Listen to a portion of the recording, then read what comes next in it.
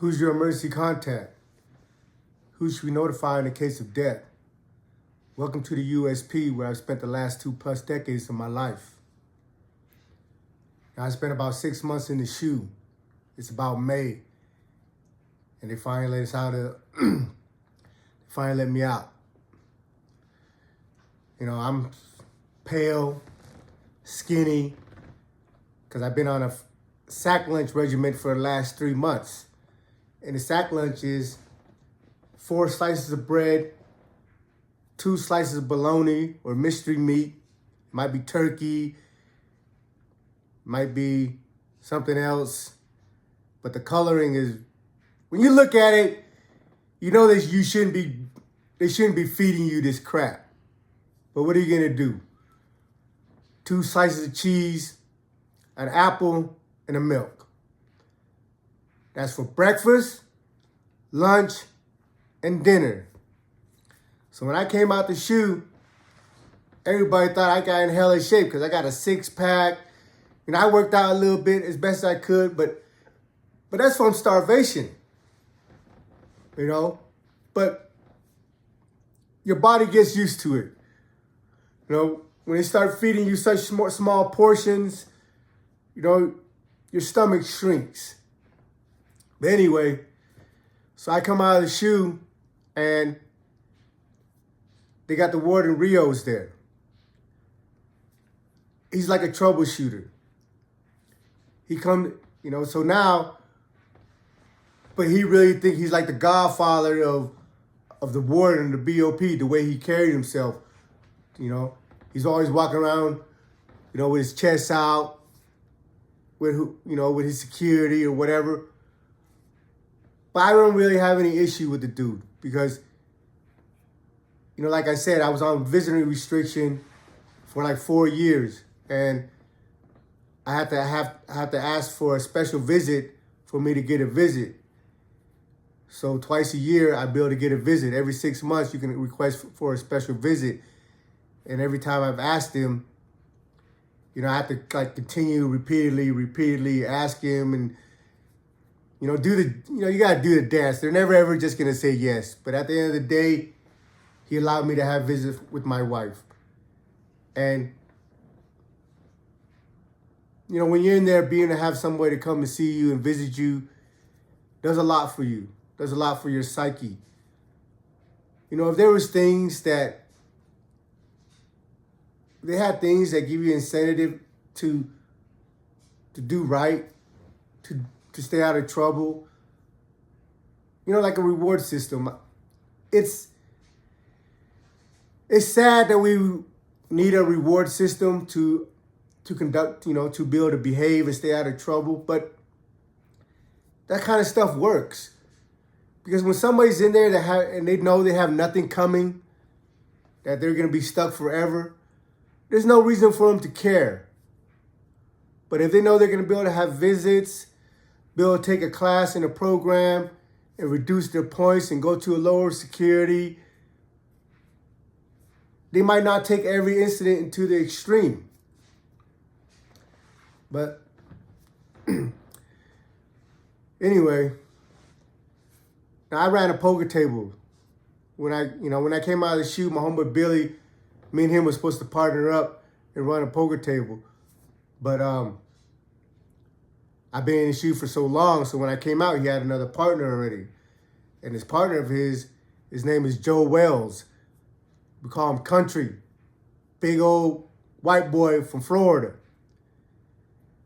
And it was a trip because he was actually my first cellie in the system. When I went through Oklahoma transit, waiting to go to the prison back in 2001, they put me in the SHU in Oklahoma. I haven't done nothing. I just caught my case out out here in Utah, and now I'm going to federal prison. But when I'm going to transit, they throw me in the SHU. Again, why? Because of my case, because I have the assault on staff. So all these COs, guards, whatever you want to call them, they're all butthurt about it. So they always want to put me in a trick bag and try to get me caught up. And they know the politics in prison. They know you're not supposed to put different races together. So they throw me in the shoe and they bring this big old white boy to my cell. I'm not going to refuse a cellie. Unless you're a rat, a child molester, I'm not going to refuse you, but you should know not to come in my cell, because once you come in my cell, I'm going to punish you. So they bring this big old white boy to my cell because they're thinking that this white boy, because the politics of whites can't be mixing races, being in cells with different races, that he's going to stomp me out or something. But like I said, I don't care. I don't duck no wreck. Whoever they bring to my door, they're welcome to come in, and then we figure it out. If we're gonna be men about it, then we're gonna be men about it. If not, then it's whatever. So they throw this white boy in my cell, and to their disappointment, me and him got along. And he was a good dude. He was in there, I want to say he had over 100 years, for a bunch of robberies and stuff that he was doing out there in Florida. But he's one of the white boys, but he's a gangster. He's a hustler. And out in the world, he dealt with different races and stuff. It's just the politics in prison is different. But when I come out, I see him, and he's partnered up with my homeboy Billy on the poker table. So, but anyway, eventually I get myself into part of the business or whatnot. But at this time, they're allowing us to play football. I told you in Lompoc, they didn't have any football because of the riots between the blacks and the whites. And even though we're in Atwater, a lot of the people that's in Atwater were shipped from Lompoc in 2001. So the administration, and part of the administration came from Lompoc, so they just kept kind of the same policy. But now they're allowing us to play football. And Bryson's in 5A at this time. When after the homies killed the police, they moved them all out, moved all the homies out of that one unit and spread them around. So Bryson and Brian are in one unit. And in the unit they're in, this kid named Black. He's a blood, but from the East Coast. And, the homies put a football team together, but none of the homies that knew how to play football that were good wanted to be on our team. So our team was just like the bad news bear. We didn't have no plays. We had a white boy named Junior that was quarterbacking for us. We didn't win any games through the whole season, but nobody wanted to play us because we were just out there headhunting. I got Polly's. I got my homie Easy E out here out of Glendale. I got the homie Rafe. I got the Simone homie Pooey. These are like mini Polly's. They're about 5'7", 5'8", but they're wide. So they're like a bowling ball on a football field. And all we're doing is trying to wreck, trying to run people over.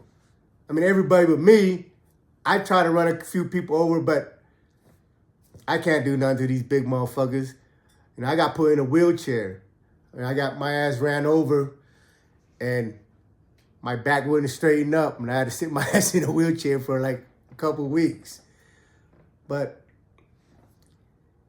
the story here is about my buddy Black. We became friends.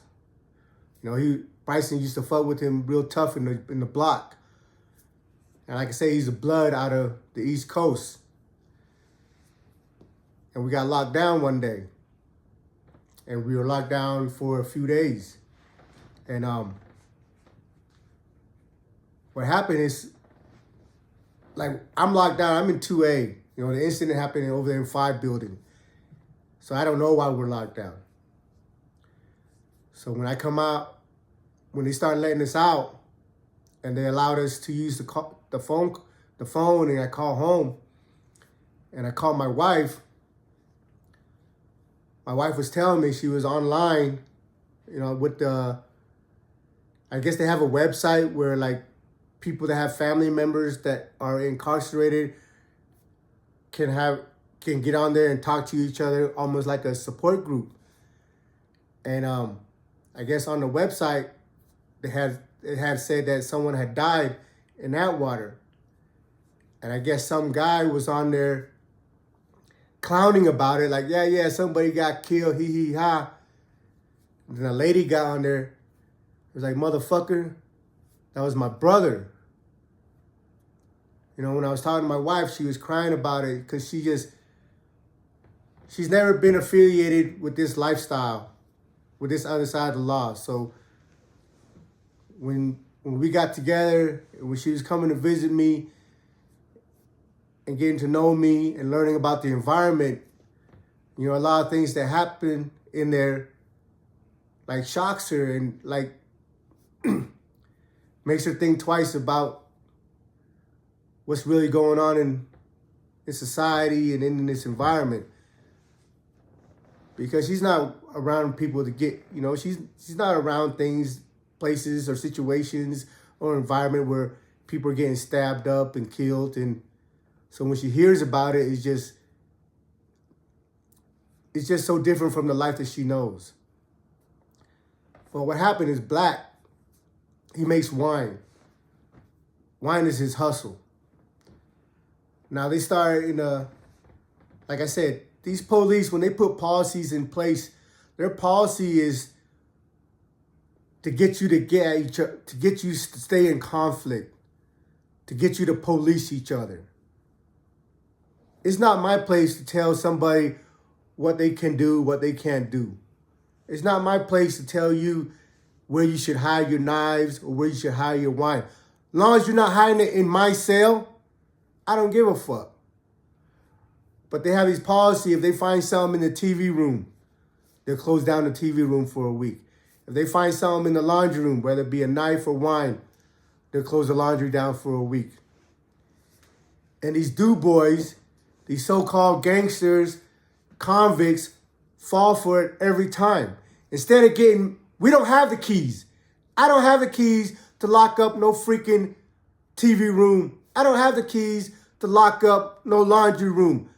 I don't have the authority to take the microwave away from the unit.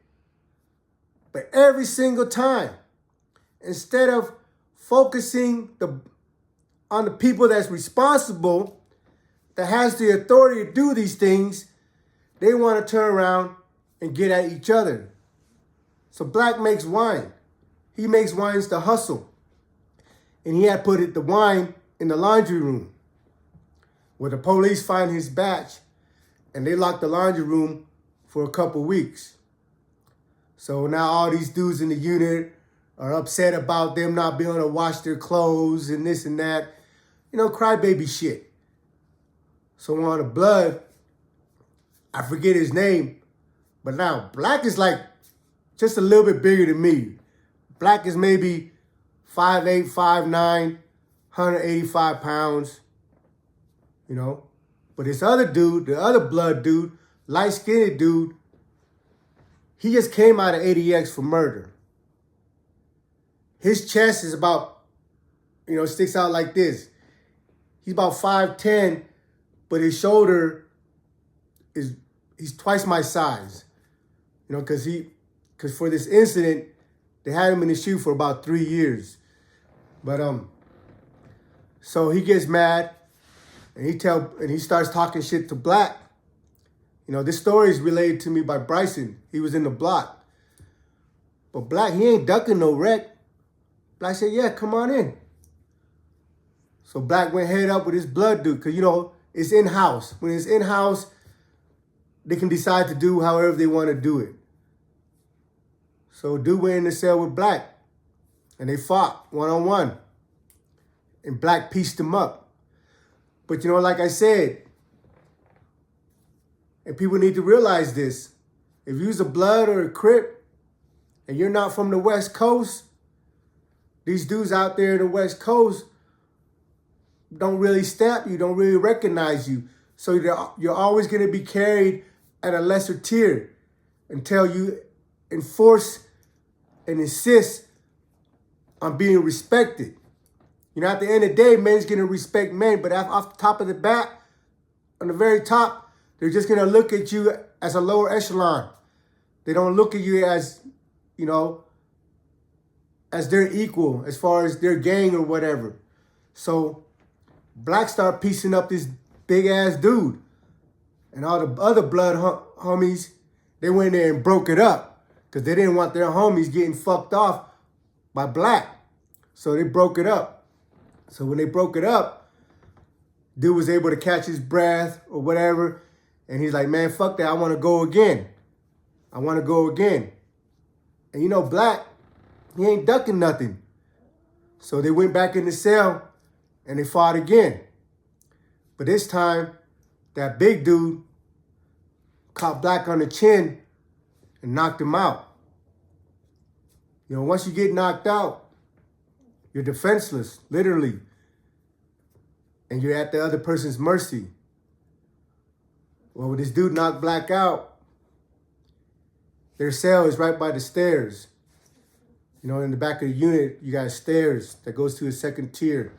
You know, when you first come into a unit, there's stairs, and then at the end of the unit, there's stairs.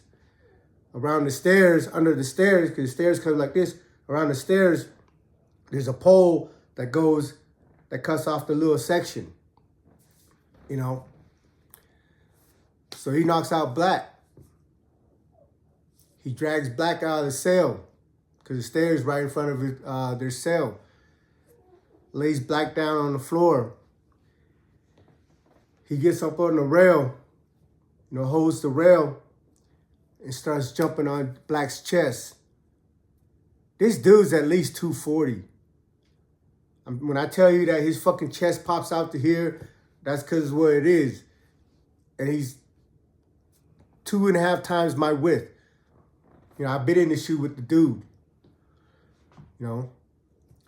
So Bryson was telling me the dude just had his hand on the rail and just started jumping on Black's chest like it was a trampoline. Kept jumping on it until his chest caved in. And that's how my friend Black died. But the Bloods didn't come and stop it. You know, when their man was getting pieced up by Black, they were quick to break it up. But because Black is not from the West Coast, it's not one of their homies or whatnot, they let this dude kill him. They're all supposed to be blood. They're all supposed to be homies. But yet they let this dude fucking sit there and stomp out Black. Jump on his chest and cave it in. You know, I don't know his real name. You know, Bryson does. But, you know, to his family and all them, you know, I send my condolences. And there's never, you know, there's never a way to express your feelings when it comes to shit like this. That through the course of my bid, I've lost a lot of friends. Some of them in senseless ways. And, you know, when I share these stories with you guys, I'm always grateful and consider myself blessed that somebody was watching over me through all these times and allowed me to make it home. And the purpose of me sharing these stories with you is to let you know what's really going on behind those walls, man. Welcome to the USP.